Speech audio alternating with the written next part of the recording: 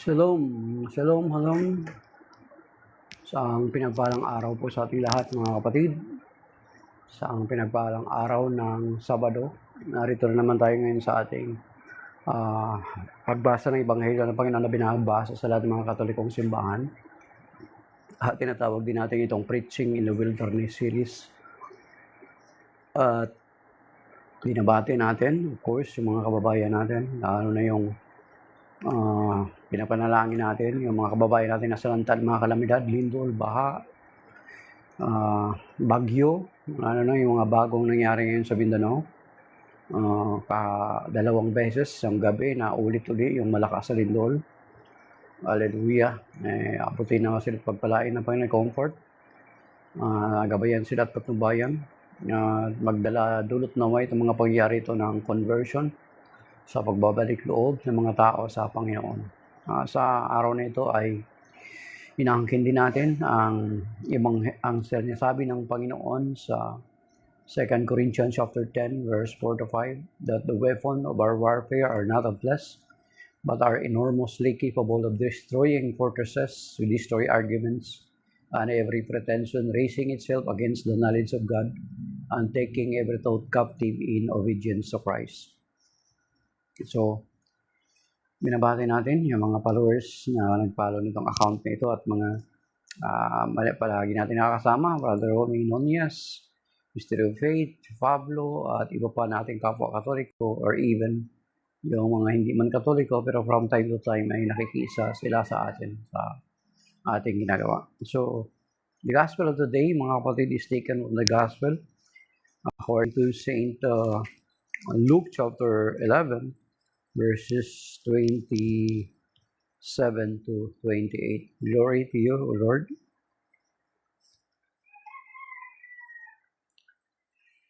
While he was speaking, a woman from the crowd called out and said to him, "Blessed is the womb that carried you and the breast at which you nursed."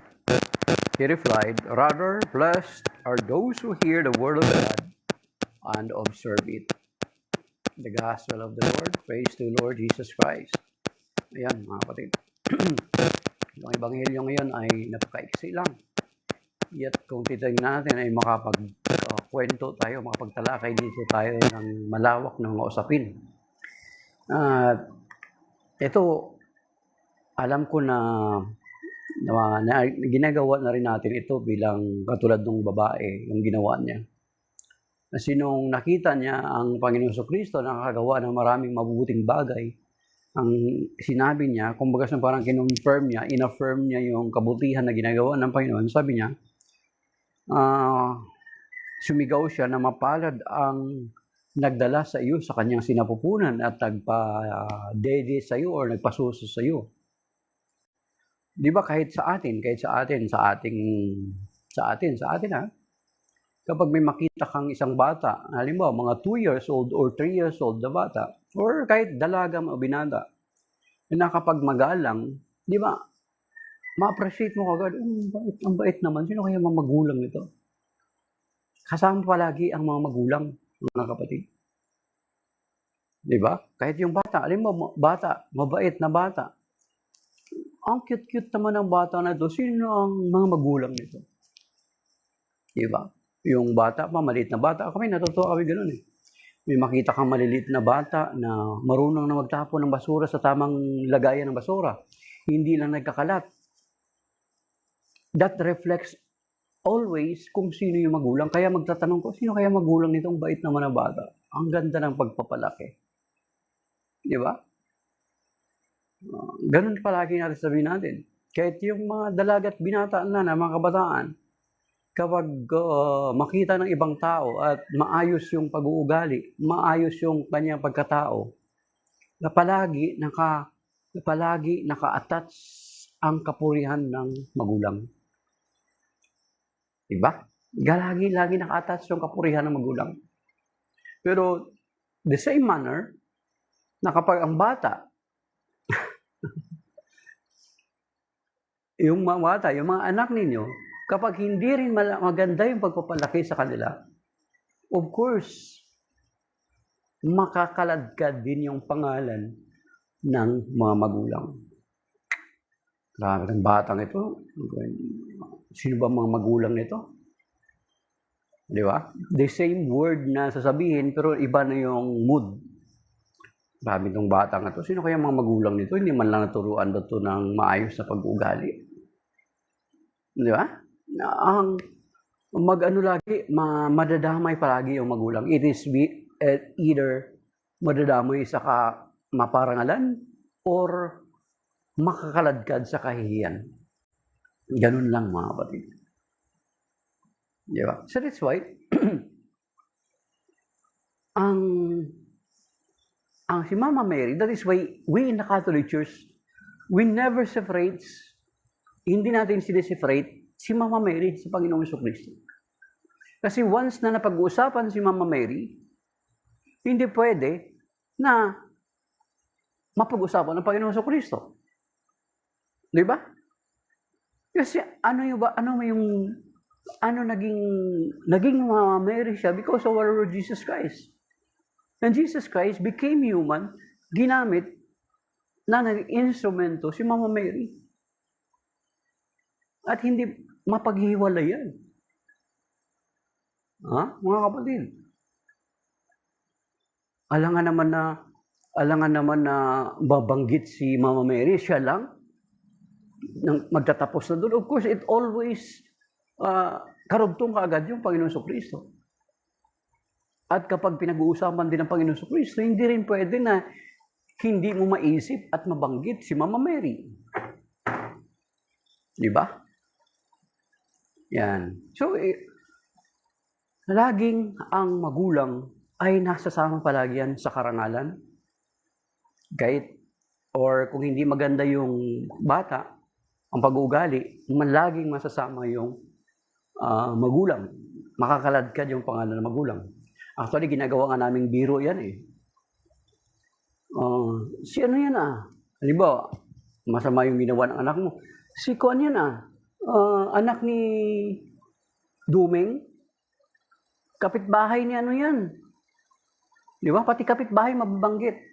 Yung si minsan magdi-describe ba yung kalbo? Di ba? Magdi-describe pa. Ayan, okay. So, ang sabi ng babae, higit na mapalad ang babaeng nagdala sa iyo sa sinapupunan. Yes, undeniable na talagang mapalad si Mama Mary. Kaya nga, kung babasahin natin dito sa Luke chapter 1 verse 48, talagang nung napuspos si Mama Mary ng Espiritu Santo, after na i-affirm siya ni Santa Elizabeth na nung dun sa Luke chapter 1 verse 43, ano sabi ni Santa Elizabeth doon? Sabi niya, sino ako? Nadalawin ng ina ng aking Panginoon. Who am I that the mother of my Adonai come to me? Then, pagkatapos nun, nag-rejoice, nag-live for joy si Mama Mary. At binanggit niya, at inawit niya yung Magnificat. Take note, it was her utterances after she was filled by the Holy Spirit.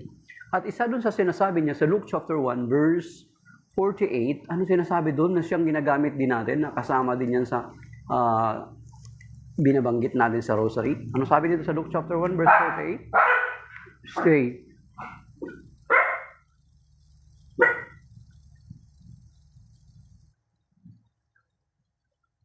Luke chapter 1 verse 48. Ito sabi na, sapagkat nilingap niya ang kanyang abang alipin at mula ngayon, ako'y tatawaging mapalad ng lahat ng salinlahi. So, from that era, from that period of first century, around mga 30 AD, mula noon hanggang sa kasalukuyan ay tatawagin siyang lahat ng salinlahing mapalad. At ito yung binanggit ng babae. Sabi niya, blessed is the woman that carries you in her womb, and the breast that nourishes you. Stop. You see? Kasi doon Luke chapter 1 verse 48, all generations shall call me blessed. Lahat ng saling lahi. So, kung hindi mo nagagawa yan, mayroon pang mga kapatid tayo, hindi na nga nila tinatawag na Blessed Virgin Mary. Diba? Bagkus ang tawag nila kay Mama Mary is Maria lang. Maria. Diba? May kaibigan ba kayong dinala mo sa bahay? Stop. May kaibigan ba kayo dinala sa bahay tapos tinawag niya yung nanay mo ng first name? Meron na ba kayong kaibigan na dinala sa bahay nyo at tinawag niyang first name? Ano kaya magiging pakiramdam nyo? Yeah.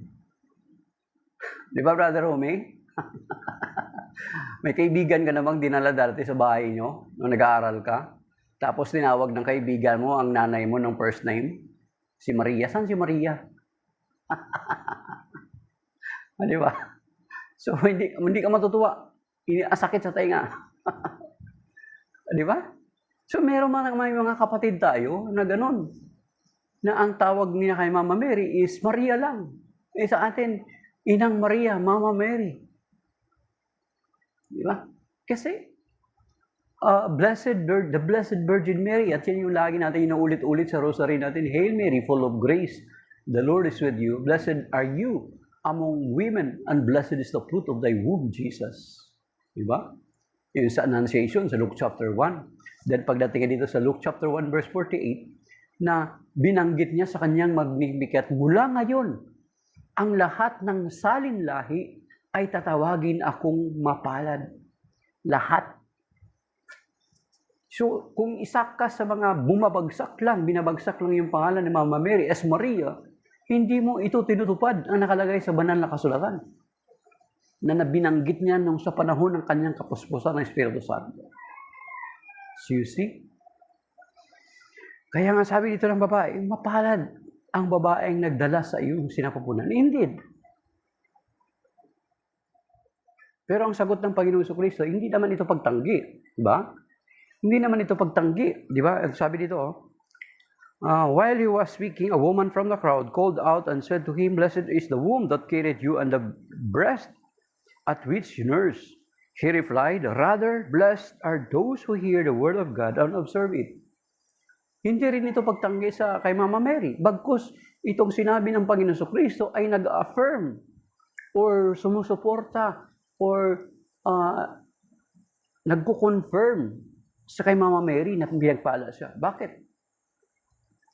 Nung pagdating ba dito sa Annunciation sa Luke chapter 1, di ba nakinig si Mama Mary? Okay? Nakinig siya, sabi niya, Blessed are those who hear the word of God and observe it. Nakinig siya. Pagkatapos sa kanya ipaliwanag ni Archangel Gabriel, di ba anong sinasabi niya sa Luke chapter 1 verse 38? I am the handmaid of the Lord, be it done to me according to your word. Di ba? Naniwala siya. Pinaniwalaan niya. Yung kanyang pagtatanong is not out of a doubt, but out of innocence niya. Kasi bata pa si Mama Mary according to tradition of the church. So, ang pagtatanong niya, out of innocence, out of, hindi out of faith, hindi out of, what we call this, out of doubt, but out of faith and out of innocence, her innocence. Hindi katulad nung kay Sakaraya, di ba? Kay Sakaraya iba, kaya si Sakaraya, nung hindi siya maniwala, nangyari sa kanya, napipi siya for 9 months, hindi siya makapagsalita. Pagkalabas niya sa templo, sa dakong kabanal-banalan, sa sulugan ng insenso, hindi na siya makapagsalita. Because he doubted to what God has proclaimed to him. Si Mama Mary, hindi. Tinanggap niya, paano mangyari ito? Nagtanong siya, out of her innocence. Then pinaliwanag ni Angel Gabriel doon sa Luke chapter 1, di ba? 26 to 39. Sa verse 38, pagkatapos niya maunawaan at narinig yung plano ng Diyos, ang sabi niya, I am the handmaid of the Lord, be it done to me according to your word. You see? Then lalo po siyang napuspos ng Espiritu Santo nung pumunta sa kay Elizabeth. Kasi nung dumating si Elizabeth, sabi ni Elizabeth, nagtatalon ang bata sa kanyang sinapupunan. Then, sa puspusan ng Espiritu Santo, ay binanggit ni Santa Elizabeth yung sinasabi niya, sino ako? Who am I that the mother of my Adonai? Take note ha, Adonai, hindi Adonai. Who am I that the mother of my Adonai come to me? Then, saka, binanggit ni Mama Mary yung Magnificat. Ang puso ko'y nagpupuri sa Panginoon.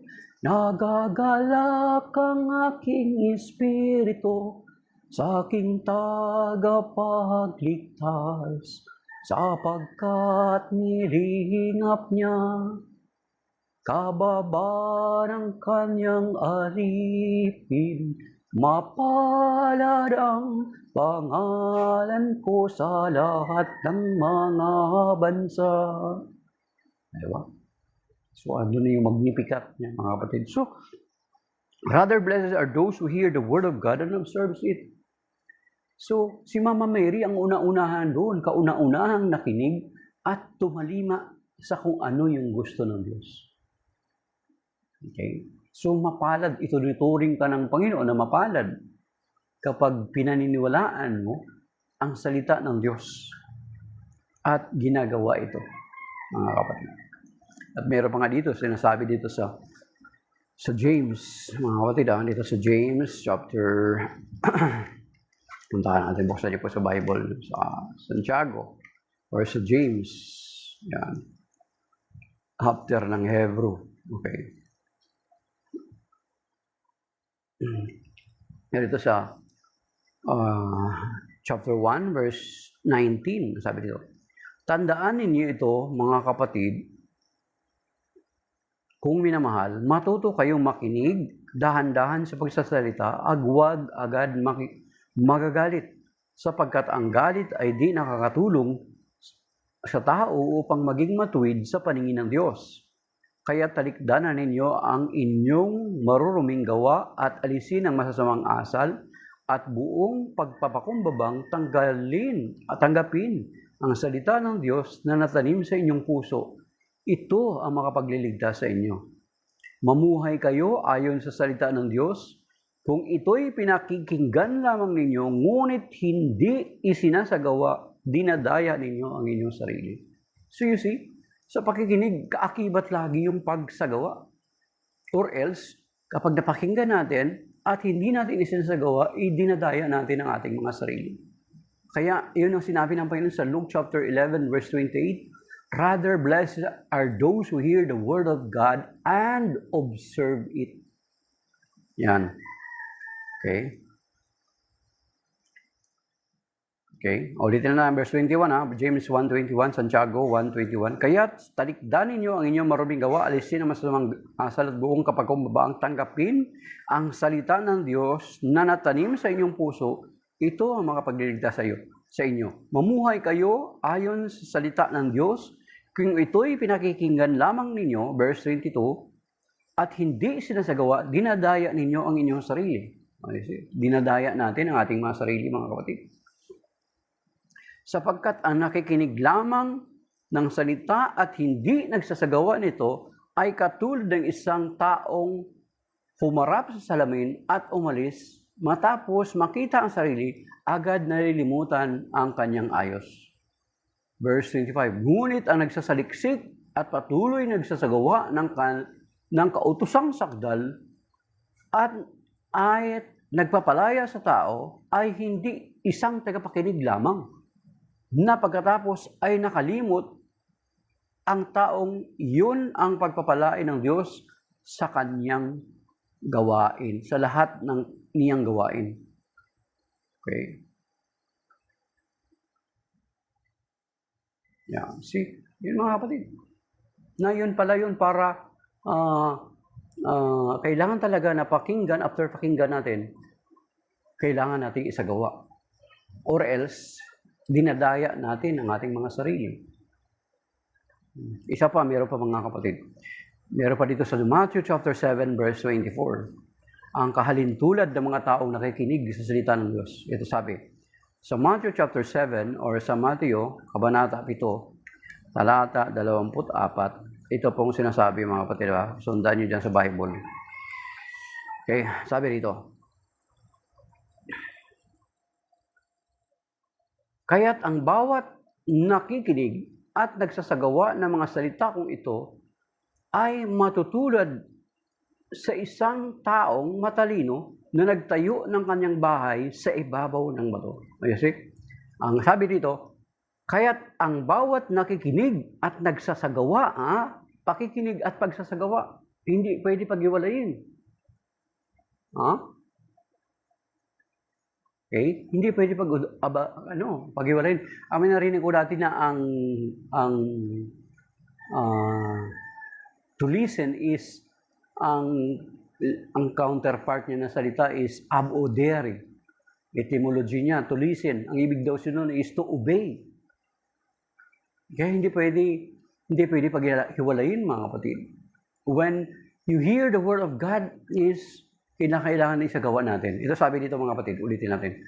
Kaya't ang bawat nakikinig at nagsasagawa ng mga salita kong ito ay matutulad sa isang taong matalino na nagtayo ng kanyang bahay sa ibabaw ng bato. So you see, once you hear the word of God and observe it and do it, ginagawa natin para daw tayong mga tao na nagtayo ng bahay sa ibabaw ng bato. Ano nangyari, sabi niya? At umulan ng malakas, bumaha at binayo ang malakas ang hangin ng bahay na iyon, ngunit hindi nagiba sapagkat nakatayo sa ibabaw ng bato. So you see, once we hear the word of God and observes it, para daw tayo mga taong matalinong nagtayo ng bahay sa ibabaw ng bato. So therefore, ang opposite nito is kapag nakinig ka sa salita ng Diyos at hindi nagsagawa, ay para kang tao na nagtayo ng bahay mo sa buhanginan. Actually, ito yung karugtong dito sa verse 25. You see? So sa ano pipiliin natin? Mapalad na taong maturing, matalino, tuturinging mapalad at tuturinging matalino at na parang nagtayo ng bahay sa ibabaw ng bato. Okay. So kung hindi ka nakikinig at nagsasagawa, ito ang mangyayari. Sabi dito, ang bawat nakikinig ng aking mga salita at hindi nagsasagawa nito ay matutulad sa isang taong hangal na nagtayo ng kanyang bahay sa buhanginan. Umulan ng malakas, bumaha at binayo ng malakas ng hangin ang bahay, bumagsak ang bahay na iyon at lubusang nawasak. So you see? So, pili tayo mga kapatid. Ano gusto natin? Pakikinggan natin ang Word of God at sundin ito or hindi?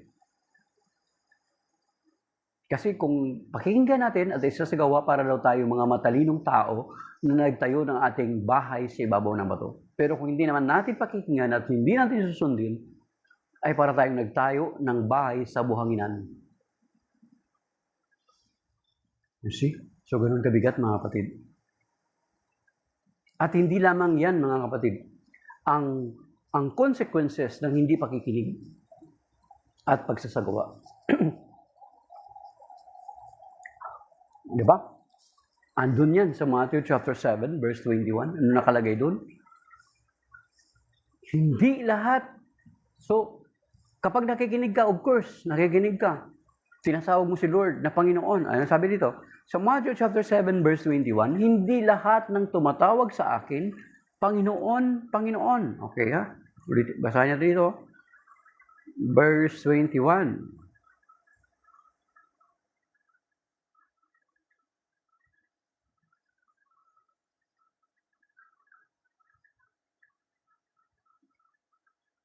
Matthew chapter 7 verse 21. Marcos pala yun. Verse 21. Sabi dito, hindi lahat ng tumatawag sa akin, Panginoon, Panginoon, ay papasok sa kaharian ng langit, kundi yaon lamang sumusunod sa kalooban ng aking amang nasa langit. So you see? Ibig sabihin, Hindi mo lamang pinapakinggan, kundi isinasagawa mo yung kalooban. Okay, mga kapatid. Diocese Shrine of Our Lady of Light and our Parish of Our Lady of Light yan, kapatid. Luke Matthew.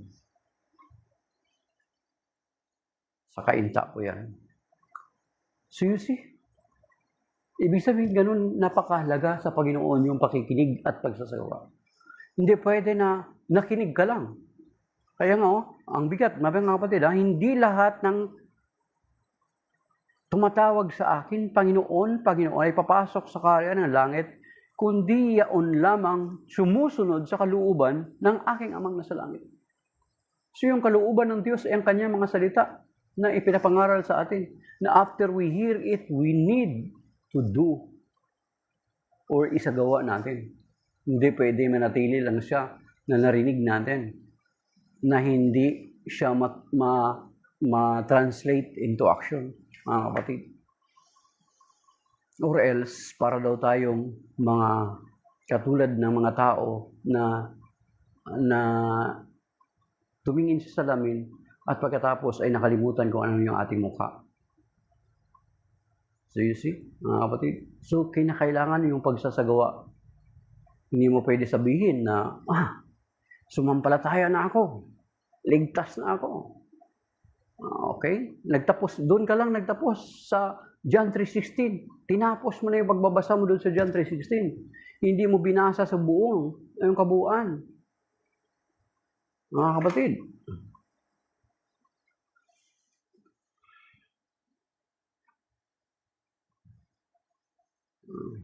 Three days of darkness. Wala naman yan sa siguro, pwede natin na sabi ni Tito Jupiter Finance, wala namang parang sabi-sabi lang yan, na magkakaroon ng 3 days of darkness, kaya kailangan magpa-bless kayo ng mga kandila, kasi hindi magsisindi daw yung ibang mga mga kasabihan na yan, mga Tito, Jupiter Finance, marang kasabihan na yan, pero wala naman yan sa Bible Siguro yung 3 days of darkness na sinasabi is yung pagkamatay ng Panginoon Jesucristo. Parang ganun. Pero yung sinasabing magkakaroon ng 3 days of darkness, so far wala akong nakita. Kagabi na-review ko yung Revelation, yung 7 plagues, magkakaroon ng 7 plagues, yung mga 7 plagues na sinasabi. Pero let us remember na kung ano man yung na-proclaim sa Bible na mangyayari, that can be reversed, mga kapatid. Alam niyo ba yun? Kahit sinasabi mo nakalagay na yun sa Bible, hindi pa ako pare. Okay? Okay? Kung what we call this, kung titingnan natin, mga kapatid, na kung ano yung sinasabi na mangyayari sinasabi sa Bible na mangyayari, that can be reversed, mga kapatid. Alam nyo ba? Na kahit sinabi ng Panginoon yun, that can be reversed. Ang example na dun, yung panahon ni Jonah. Di ba sabi ni Jonah, for 40 days, God will destroy Nineveh. Di ba? Pero, anong ginawa? Nag-response ang Nineveh ng repentance. Pinangunahan ng kanilang hari. Nagdamit sila ng sako. Nagbuhos ng abo sa kanilang mga ulo. At nagsisi, nag-ayuno. Then, God reversed His decision. That is why, yun ang isa sa rason na bakit si Jonah ayaw niya mag-preach sa Nineveh. Kasi sapagkat alam niya na kapag magsisi ang tao, may reverse ng Panginoon ng kanyang decision at mapapahiya siya, baka sasabihin bulaan siyang propeta. Di ba? Basahin niyo yung huling part. Nagmukmuk si Jonah, gusto niya nang mamatay. Kasi pinairal niya yung kanyang ego. Alam niya na kapag mag-preach siya sa Nineveh at pakinggan ng Nineveh ang kanilang pag-preach at sumunod sila, tumalikod sila sa kanilang mga kasalanan, i-reverse ng Panginoon na kanyang decision. Yun nga nangyari. Kaya nga kung mayroong mga nakakatakot sa Biblia, mga kapatid, do not worry. That can be reversed. Di ba? That can be reversed. Yun ang example doon kay Jonah. Sa aklat ni Jonah, basahin nyo doon. na nung tumalikod sila, hindi na tinuloy ng Panginoon ang paggunaw niya sa Nineveh. The same with us. Yung mga sinasabi nila magkakaroon ng 3 days darkness. Ano ngayon kung magkaroon ng 3 days darkness? Bakit tayo matatakot? Sapagkat si Jesus ang ating ilaw ng sanlibutan. John chapter 8 verse 12. Diba? Kaya yung sa Psalm 23, even I walk through dark valley, I fear no harm, for thou art with me. Thy staff and rod comforts me. Diba? Ang tungkod mo, ang pamalo, ang gabay ko at sanggalang. Kahit dumakad man ako sa karimlan, hindi ako matatakot pagkat ika'y kaagapay. Magkaroon man ng mga lindol, mga sakuna, di ba? Yun yung i-promise natin, ang kinin natin yung promise ni Lord sa Psalm 46. God is a refuge and strength, a very present help in distress. Though earth be shaken, and mountains quake to the depths of the sea. Yan, basahin niyo yung Psalm 46, ang ganda nun. Sa panahon ng mga kalamidad, yun ang magandang i-recite, mga kapatid. May nakita nga ako nitong video ngayong umaga lang nang nagkaroon na ng lindol, ang iba ay nakatakip na sa ulo kung ano-ano nang ginagawa, nagsisigaw na. Ang ginawa ng mamang ito ay lumuhod at nanalangin. Tinaas ang kanyang kamay. Kasi alam niya kung ano yung gagawin niya, hindi makapagliligtas sa kanya. Ngunit merong isang makapagliligtas sa kanyang Diyos sa panahon ng kasawian at mga sakuna, mga kapatid. Di ba? Most of the time, we forgot. And sometimes, ginagawa lang din natin kung minsan ang Diyos ay parabagang in case of emergency. We just call His name. Makikita natin sa mga video ng mga sakuna, Lord, Lord, tabangi kami. Lord, Lord, Lord, Lord. We say, Lord, Lord. Pero may sinasabi dito sa Luke chapter 6, verse 46, mga kapatid, na kung minsan, we call the name of the Lord in case of emergency lang. Pero may sinasabi dito ang Panginoon sa Luke chapter 6, verse 46, na nakakalimutan natin. Sabi niya, tinatawag ninyo akong Panginoon, Panginoon, ngunit hindi naman ninyo ginagawa ang sinasabi ko. Sige, mga kapatid. Kaya, huwag mag-worry. Kung titingnan natin, basahin niyo yung 7 plagues na tinitingnan. Kung titingnan mo, in the history, it seems parang hindi pa naman nangyari yun, Brother Romay. Kung mangyari yun. Ang tindi nun, basahin nyo, 7 plagues na sinasabi sa Revelation. Pero tayo ng mga mananampalataya, ay hindi tayo natatakot kung dumating ang mga bagay na iyon. Sapagkat wala naman tayo sa panahon ngayon, mga kapatid, wala naman talagang ligtas na ibang lugar. Kundi ang ligtas lamang na lugar ay sa kamay ng Diyos. So saan ka pa pupunta para magpapakalinga, di ba? Sabi nga dito ng Psalm, bago natin basahin yung Psalm 46, sabi nga dito ng Nahum, chapter 1, verse 7, sabi dito,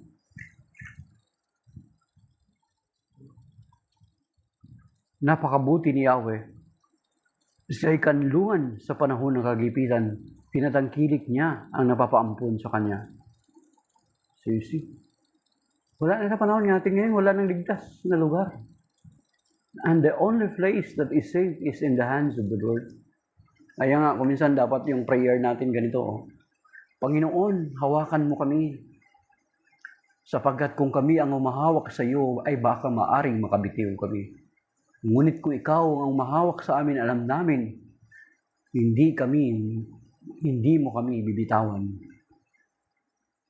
Di ba? Yun yung panalangin natin. Lord, hawakan mo kami. Sapagkat kung kami lamang ang umahawak sa iyo, ay maaring makabitiw kami sa iyo, Panginoon. At alam namin kung hindi mo kami bibitawan,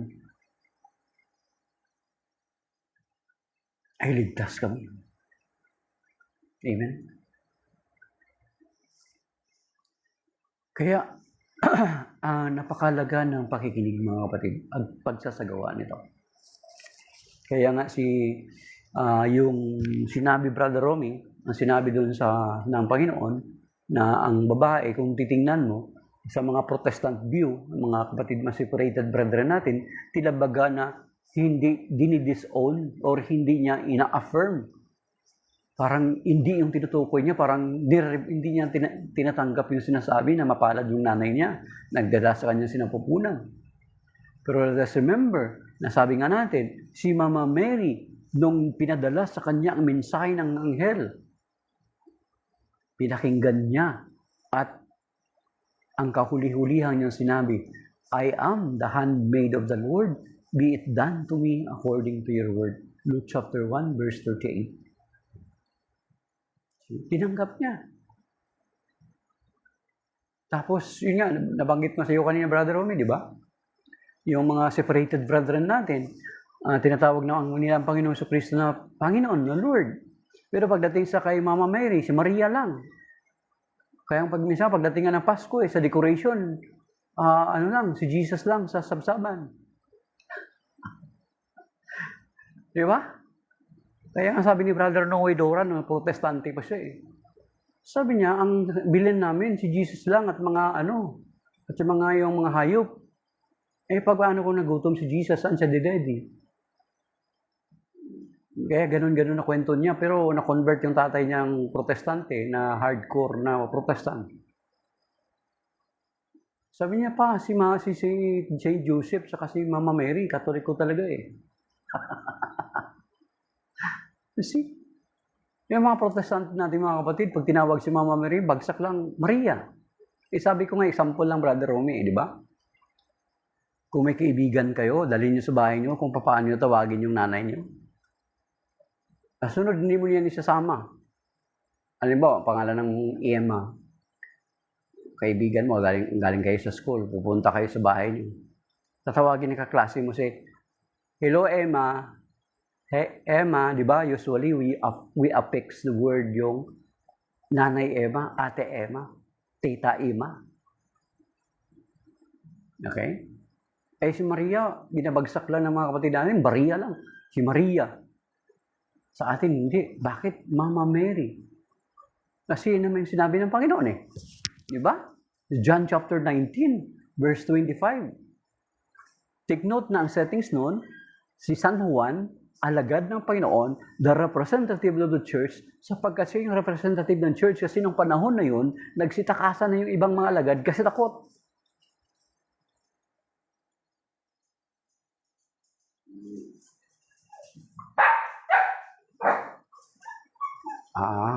Sabi niya, mahina ka lang sa comprehension. Yung kwento ni Brother Nuedora, sabi niya, Katoliko si Maria at saka si Jose. Hindi prior, ipanganak ni Jesus. Hindi mo lang, mahina ka lang sa comprehension. Kaya siguro ka nahatak ng ibang sekta kasi mahina ka sa, pakikinig. Yan. Kaya, importante yung makinig muna bago magsalita. Kasi, kapapahamak mo yan. Kaya napunta ka sa ibang sekta, Sino to? Pangalan nito. Fire Blaze. Yan. Tawa siya ng tawa, Okay. Okay. So, yun mga kapatid, na kinakailangan talaga natin makinig. Thank you. God bless. Mystery of Faith, Ecclesia Catholis. So, yan. Mystery of Faith, di ba? Siguro, nakapunta ka na sa bahay niyo. Bakit ka umakyat? Nakapunta yung sabi ko nga Engtion, si Fireblaze. Okay.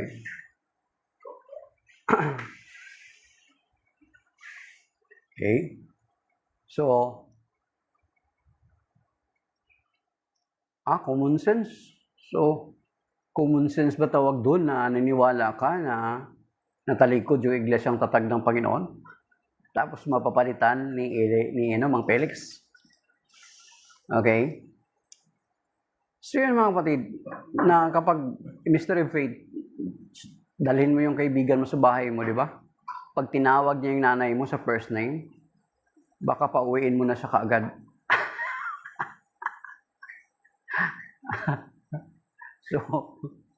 Pero yung mga separated brethren natin, yun nga, ang ginagawa nila kay Mama Mary. na parang sinasabi ni dito sa Luke chapter 11 verse 27 to 28, na sinabi ng Panginoon na ng babae na mapalad ang babaeng nagdala sa iyong sinapupunan. Then, ang sagot ng Panginoon, hindi niya sinabing, oo, mapalad ang aking ina. Hindi niya sinabi. Rather, sabi niya, blessed are those who hear the word of God and observe it. Parang sinasabi niya na hindi niya kino-confirm na si Mama Mary yun.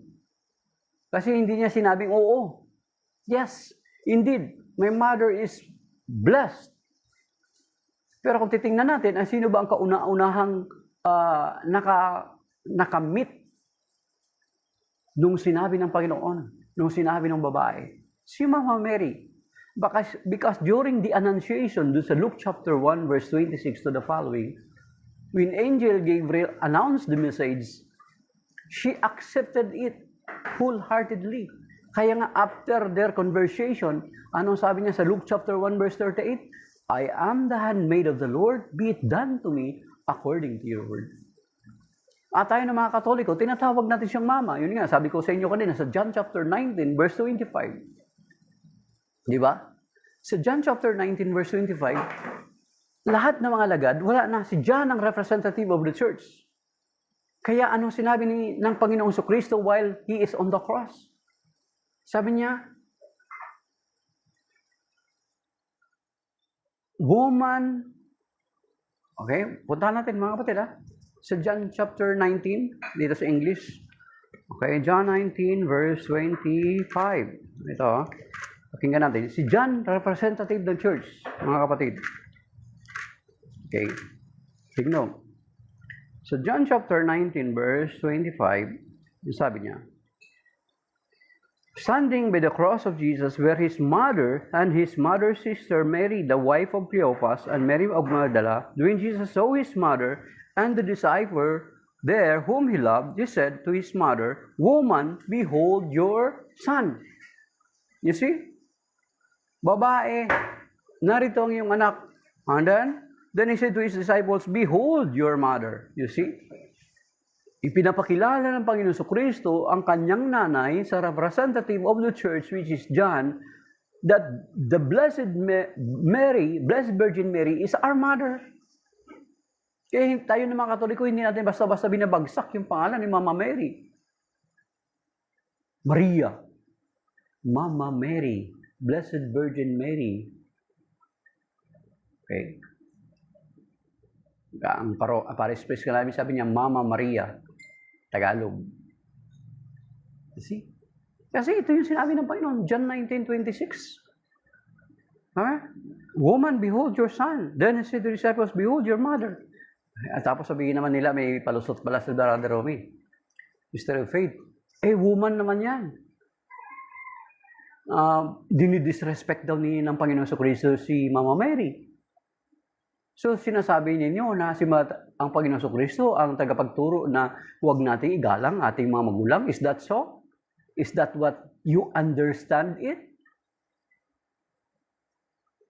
Kasi nasabi din to sa John chapter 2, doon sa kasalan sa Kana.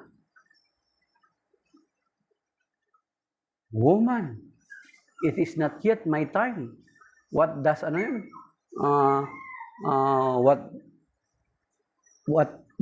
what it bothers you? Di ba? It is not yet my time. Woman din daw. Kaya ang conclusion ng mga separated brethren natin, at itong mga pastor na ito, patuloy na ganito ang pagtuturo, na kulang sa pagsasaliksik kung anong ibig sabihin, kaya nila dinidisrespect si Mama Mary out of their misinterpretation of the text of the Bible. Okay?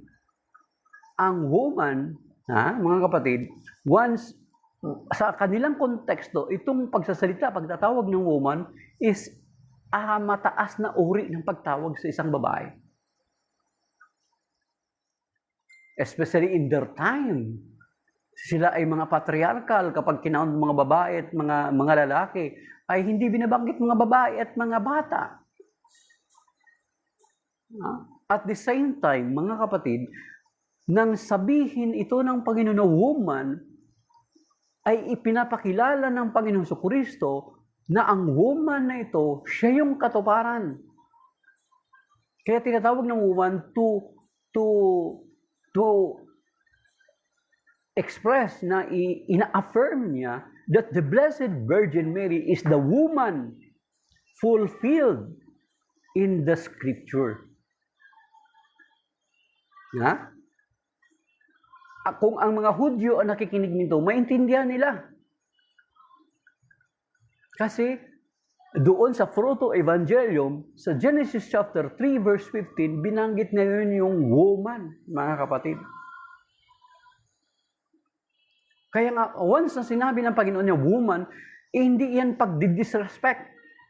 Kasi kung sasabihin nyo, ganung interpretation ninyo, sinasabi ninyo na ang Panginoon Kristo nagtuturo ng pagdidisrespect sa mga magulang. Ganun ang lalabas. Kaya okay lang na ang inyong mga anak ay i-disrespect yung mga asawa ninyo or mga nanay ninyo. Para lang may iparatang kayo sa Catholic Church. Gagawin ninyo yun. Pero yun ay mali na pag-aunawa. Because when the Lord Jesus called Mama Mary woman, ay pinapakilala niya sa atin that she is the woman prophesied in the Old Testament, in the Scripture, in Proto-Evangelium, Genesis chapter 3 verse 15. Hindi yun pag-disrespect. Kung palalabasin nyo na hindi in-honor, din-disown ng Panginoon Kristo, si Mama Mary, then pwede pala nating i-disown or i-disrespect yung mga magulang natin. Kaya may mga protestante, alam nyo ba mga kapatid, may mga nag-convert ng mga protestante sa ibang sekta, then yung magulang nila katoliko pa. May narinig ako na ganitong kwento at ito'y nangyari. Sabi ng anak, pag hindi kayo umalis sa pagiging katoliko at mag-convert sa sekta nilang tinatag ng tao na kanilang nilipatan, hindi ko na itutuloy yung suporta sa inyo. So, you see, that's how they interpreted the Scripture. Okay lang, i-disrespect ang magulang. Kung hindi lilipat sa sektang nilipatan nila, natatag lamang ng tao, nakaregistered sa sect, hindi na raw nila itutuloy yung suporta nila sa magulang. Siguro, nasa abroad siguro. So, ganun ang risk, mga kapatid, ng pag-interpret ng Scripture na hindi man lang muna ninaalam yung historical context. Kaya ganun ang nangyari sa mga separated brethren natin. Maraming mga passages sa Bible, ang dami misinterpret nila. Ang dami. At kasama na yan sinasabing woman sa John chapter 2 at saka itong sa John chapter 19. Pero dito sa John chapter 19, woman, behold your son. Diba? Behold your son. And to his disciples, behold your mother. Mother, nanay nga eh. That is why, biologically, Mama Mary is not our mother, yet we call her mother. Kasi ibinakilala sa kanya ng Panginoon sa kanyang alagad na representative ng simbahan. John is the representative of the church. Yung mga dispersed, yung mga brothers na nagtakas sa takot, si John ang naiwan. Pinakilala, behold your mother. And as well, the Blessed Virgin Mary, the Lord entrusted the church to the Blessed Virgin Mary. Woman, behold your son. And to his disciples, behold your mother. Vice versa. Oh. Sige. Kaya nga kami sa Katoliko, tinatawag natin si Mama Mary as Mama Mary. Because the Lord Jesus said, behold your mother. Biological mother ba natin si Mama Mary? No. So, sino mas tama? Ngayon, tatawagin natin Mama Mary si Mama Mary. Tama tayo. Kasi sinasabi dito ng Panginoon. Sino naman yung hindi tama? Yung mga separated brethren natin. Binabagsak lang nila yung pangalan ng Panginoon, ni Mama Mary. Maria. Oh. Ay, kaya nga, ang example natin, ulitin natin ulit. Dalhin niyo yung mga kaibigan niyo sa bahay niyo. Pag tinawag niya ang tatay mo na first name lang, ano ba, pangalan ng tatay mo? Perfecto. Perfecto. Tapos nanay mo, perfecta. Baka hindi mo na pa babalikin yung kaibigan mo na yon sa inyo. Kasi sa atin, napakalaga yung pagtawag ng pangalan. Kung matanda sa atin, we give reverence to mga matatanda sa atin. Much more. Kaya ito, ikwento pala. Isang pastor, na batang pastor na tele-evangelist na rin siya. Bata pa siyang pastor.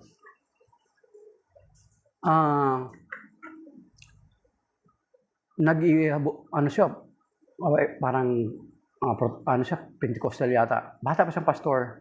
Magaling. Sa channel hanapin niyo sa channel ni Brother Paul San Pablo Alima sa YouTube. May interview siya doon.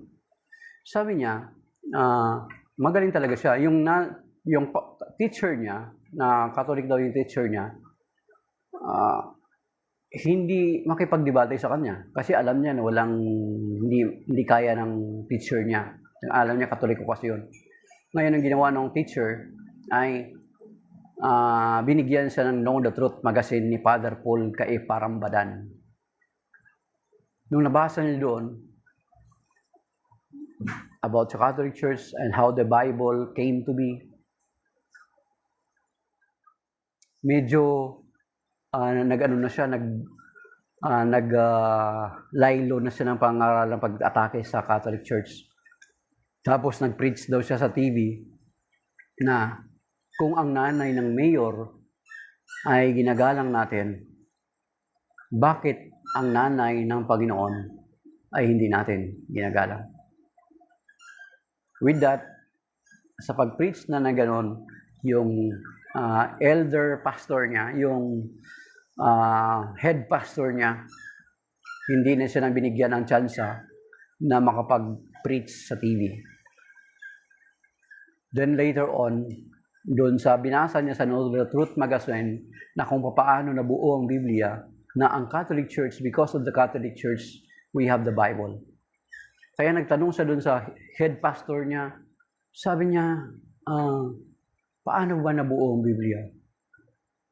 Iba ang sagot ng kanyang head pastor. Basta ang importante, sumusunod tayo sa salita ng Diyos.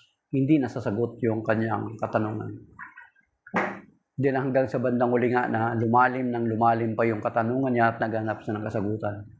Yun nga yung binigay, hindi ko lang alam kung nakalimutan ko prior, yung Know the Truth magazine na yun ni Father Paul kay Parambadan. Sana, hello, binawa ng Panginoon, magkaroon uli ng booklet, kahit booklet na lang. Malapad kasi dati parang magazine. Sana magkaroon uli ng reference noon.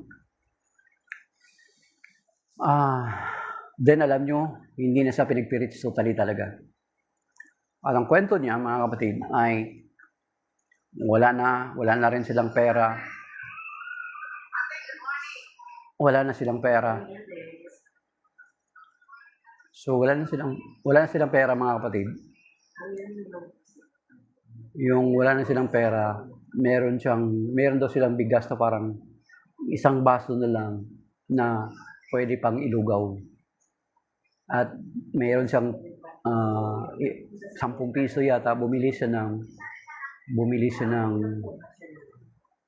ng choco, yung pang sampurado, gagawin niyang sampurado. Ang konti na lang talagang paglugaw lang.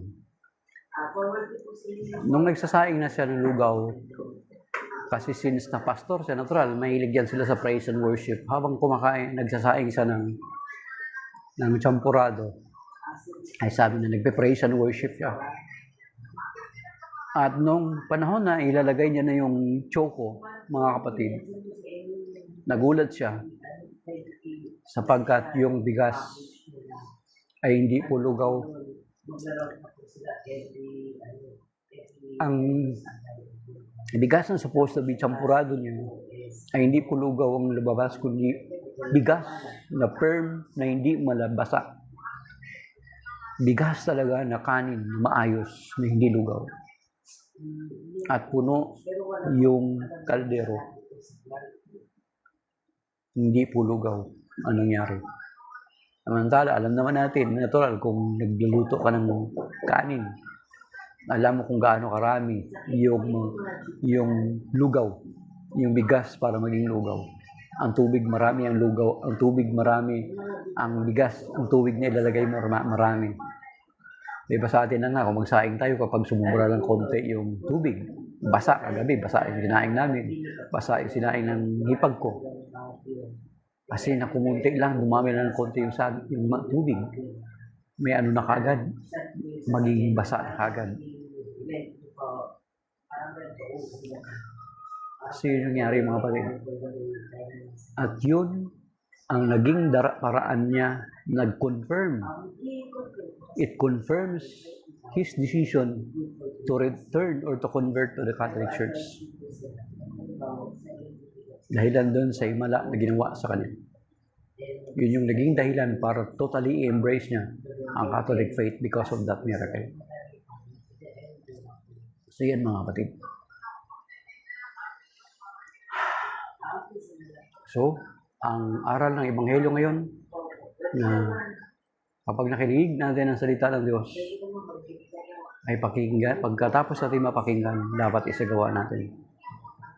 Kaya nga meron sinasabi dito sa Book of Psalms, sa Hebrew, sabi niya, when you hear the voice of the Lord, harden not your heart. Mga kapatid, kapag narinig niyo ang salita ng Diyos, huwag ninyong patigasin ang inyong ulo. Yan sinasabi. No? Kapag marinig natin, hindi na naman dapat natin pakinggan bago isagawa natin. Hanapin ko muna itong specific na word niyo, Brother Romy, sa Hebrew chapter 12 yata yun.